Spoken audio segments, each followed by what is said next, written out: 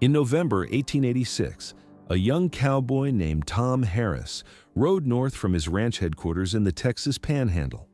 He carried supplies for 3 months: beans, flour, coffee, salt pork, matches, and a box of ammunition.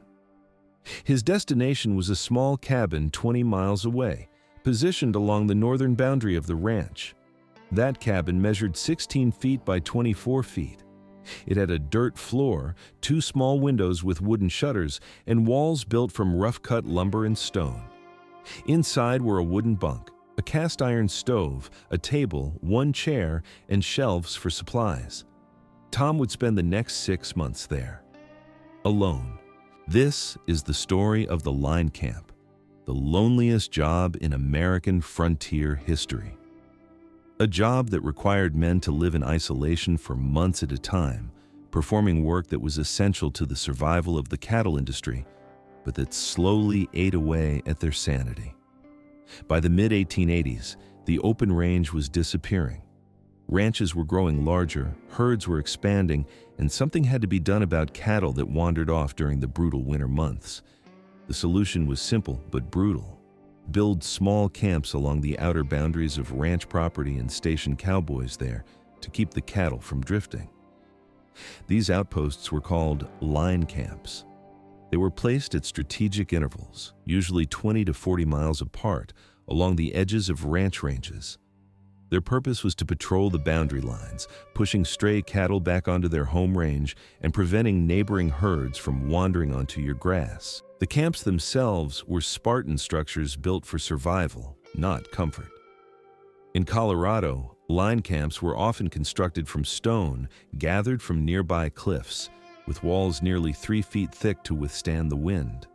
The Hull Ranch Line Camp, built around 1867 on what was once part of the massive John Wesley Iliff Ranch, still stands today, a testament to how solidly these structures had to be built.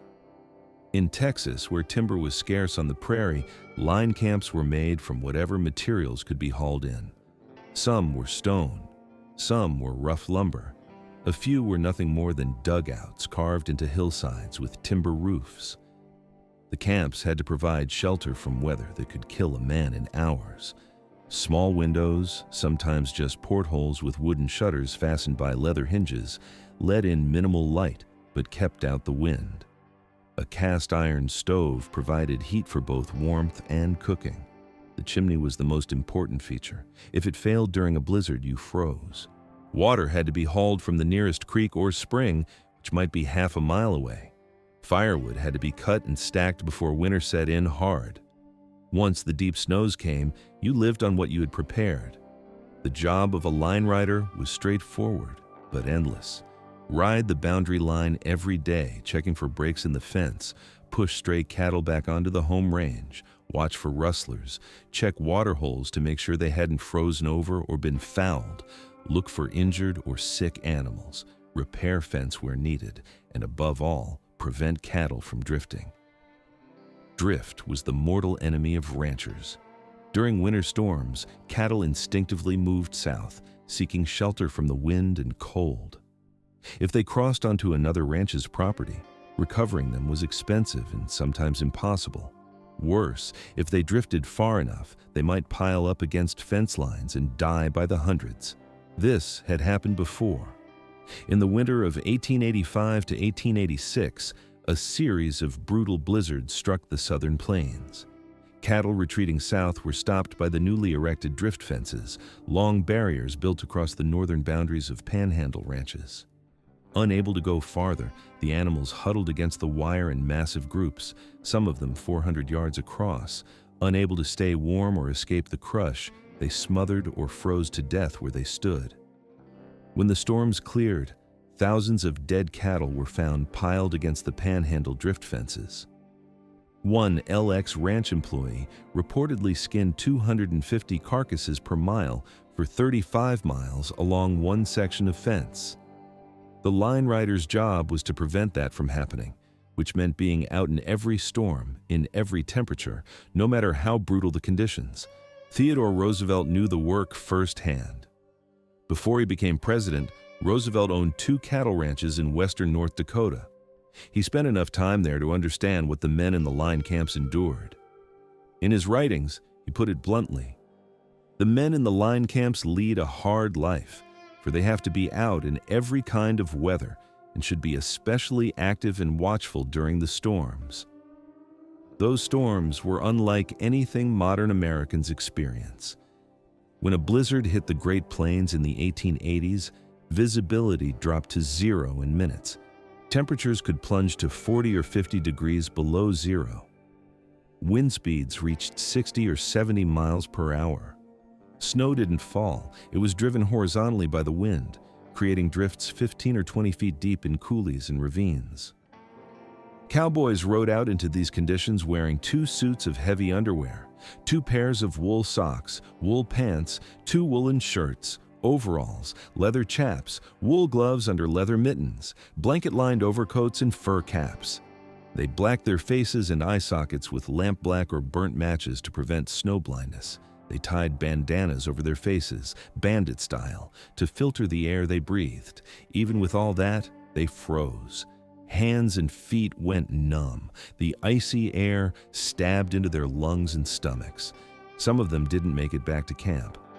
When they did make it back, they stumbled into the line camp half frozen. Their mustaches were encrusted with ice. Their cowboy boots were frozen solid. Their red bandanas were stiff as cardboard. They thawed out slowly by the cast iron stove, drinking coffee and eating whatever food they had. Usually beans, jerked meat, biscuits made from flour and water. Then they did it again the next day, and the day after that, for months. The pay for this work was $25 to $40 per month. That was standard cowboy wages, roughly $1 a day. It was the same pay whether you were riding the range in pleasant weather or risking your life in a blizzard. The ranchers who employed these men considered it a fair wage. The men who took the jobs did so because there were few other options. Most line camps were manned by a single cowboy. Occasionally, 2 men would share a camp, which was considered a blessing. Human companionship, even from someone you didn't particularly like, was better than none at all, because the isolation was crushing. Contemporary accounts are clear on this point. Living and working alone for months on end could make a cowboy teched in the head. That was the frontier term for what we would now recognize as mental illness, brought on by extreme isolation and stress. Men stationed alone in line camps went weeks without seeing another human being. Their only companions were their horses and whatever wildlife passed through the area. The silence was total except for the wind, the creak of the cabin, and the occasional howl of wolves or coyotes. Some men talked to themselves. Some talked to their horses as if the animals could understand and respond. Some sang constantly, not because they enjoyed it, but because hearing a human voice, even their own, was better than silence. Some read the same books over and over until they had memorized every word. Some spent hours writing letters that they couldn't mail until spring. And some just broke. There are scattered references in ranch records and personal accounts to line riders who had to be brought back to the home ranch because they were no longer mentally fit for the work. The symptoms varied. Some became paranoid, convinced that rustlers or Indians were watching them. Some became depressive and stopped caring for themselves or their horses. Some developed obsessive behaviors, checking the same stretch of fence 50 times a day or arranging their few possessions in precise patterns over and over. The worst cases involved men who simply walked away from the camps into the winter and were never seen again. The daily routine of a line rider was monotonous by design. Wake before dawn, start the fire in the stove, make coffee, eat a quick breakfast of whatever you had, usually cold biscuits and salt pork, catch and saddle your horse, ride the line. The ride could take anywhere from 4 to 8 hours, depending on the length of fence you were responsible for and the conditions.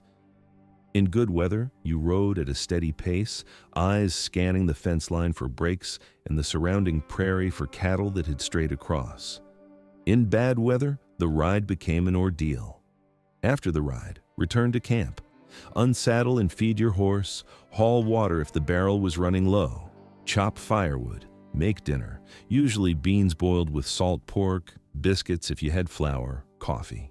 Eat, clean your dishes, mend your clothes or gear. Try to stay warm, try to stay sane, sleep when you could. In the dead of winter, darkness came early and lasted long. You might spend 14 or 15 hours alone in that cabin with nothing to do but think. The diet in a line camp was brutal. You had whatever supplies had been hauled out to you at the start of the season. Beans, flour, salt pork, dried beef, coffee, molasses if you were lucky. Canned goods were expensive and rare. Fresh meat was possible only if you shot game, which wasn't always legal on ranch property. Fresh vegetables were impossible. Scurvy was a real danger. So was malnutrition. Men came out of line camps after 6 months looking gaunt and sick, their teeth loose, their skin pale. It took weeks to recover. The winter of 1886 to 1887 tested line riders to the breaking point. That winter became known as the Great Die-Up, or the Big Die-Up, the worst winter in the history of the American cattle industry. It started early. In November 1886, heavy snows fell across the northern plains. The first blizzard hit on November 22nd and 23rd. But that was just the beginning. The real catastrophe came on January 9th, 1887. A 10-day storm swept across Montana, Wyoming, the Dakotas, and down into Colorado and the Texas Panhandle. 16 inches of snow fell in as many hours.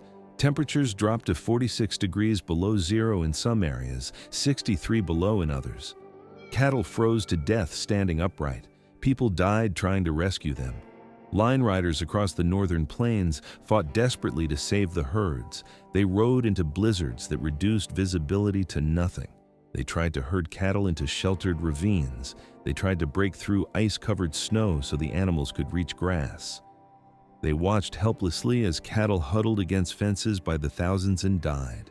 One account describes cattle that were trapped in drifts above their bellies and stood erect until their bodies froze. Another tells of cattle blundering into barbed wire fences, unable to see through the storm and crumpling against them to die. Still others describe cattle sliding into air holes in frozen rivers and drowning. A cowboy's job was to look after the herd. That's what they were being paid $40 a month to do. So they went out into storms that should have killed them and tried to save animals that were already doomed. Some of them didn't come back. When spring finally arrived, the true extent of the disaster became clear. Dead cattle were everywhere, piled against fence lines, stacked in coulees, clogging rivers. Estimates suggest that 50 to 90% of cattle on the northern ranges died that winter. Hundreds of thousands of animals, maybe more. The stench of rotting beef hung over the region for months. Cowboys who lived through it said the smell was unlike anything they'd ever encountered.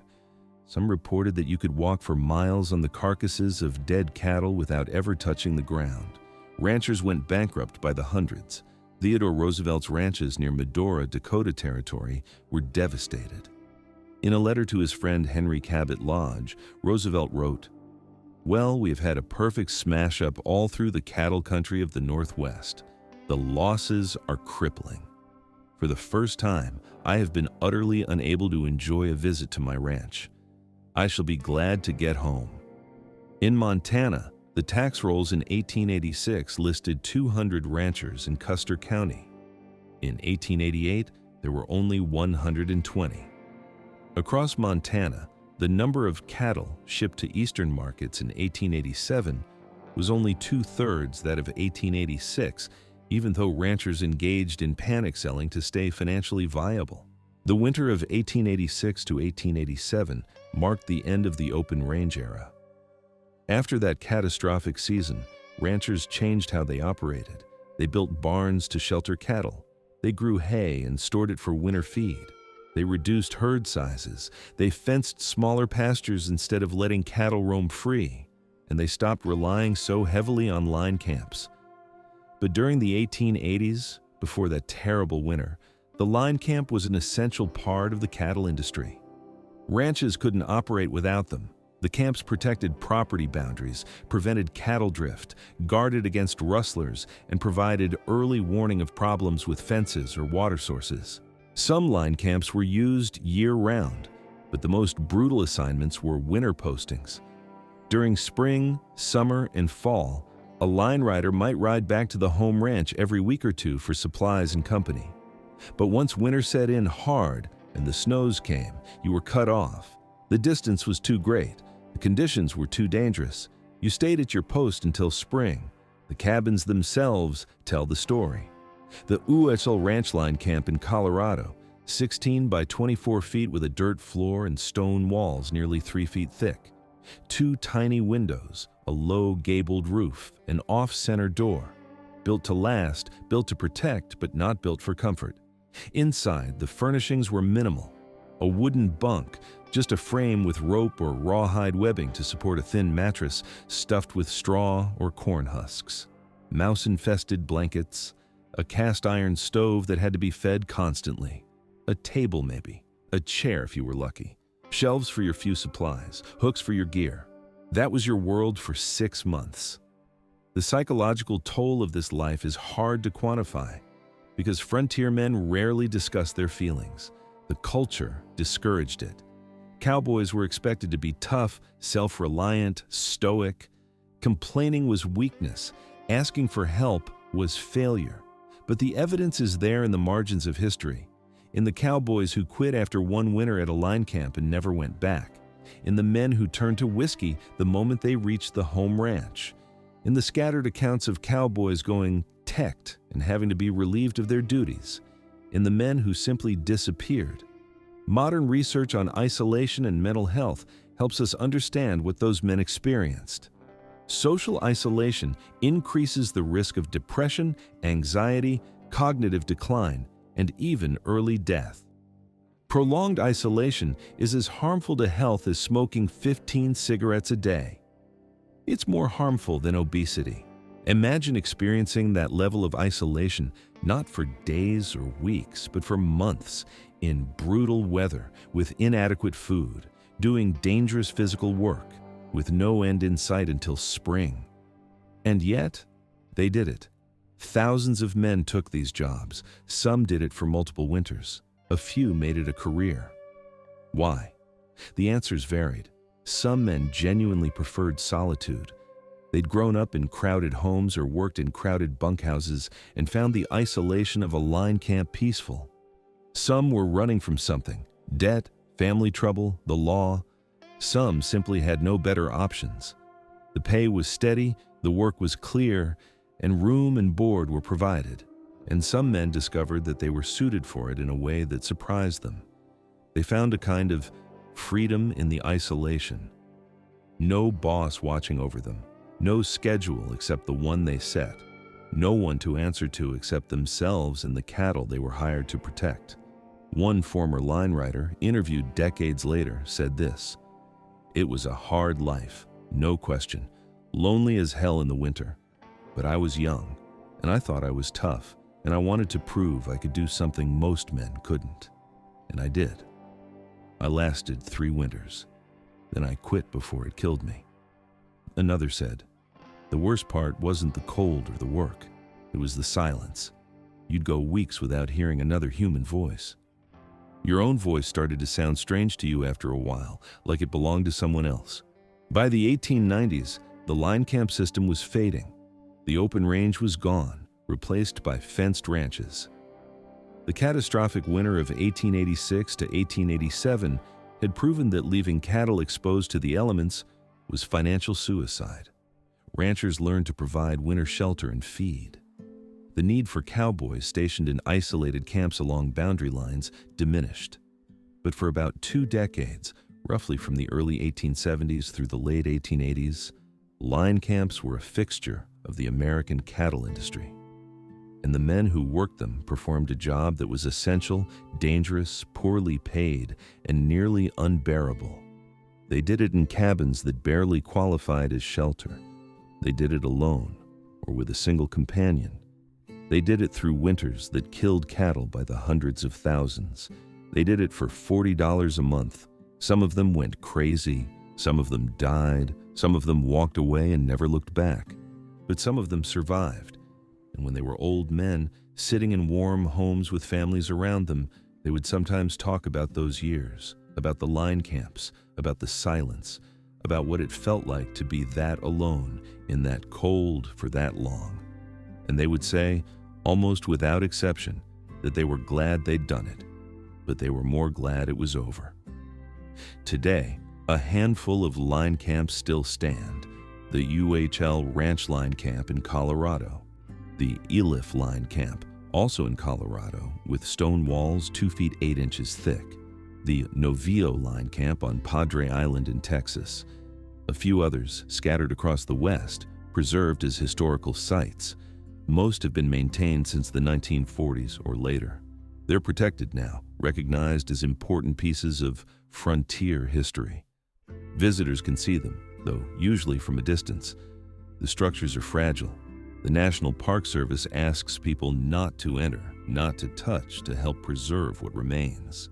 But standing outside one of those cabins, looking at the small windows and the thick walls and the low roof, it's hard not to wonder, what was it like? What did it feel like to spend 6 months in there, alone, with winter raging outside? The men who knew are gone. The last of them died decades ago. But the cabins remain. Small, silent monuments to a job that tested the limits of human endurance. The line camps, 6 months alone on the winter range. The loneliest job in American frontier history.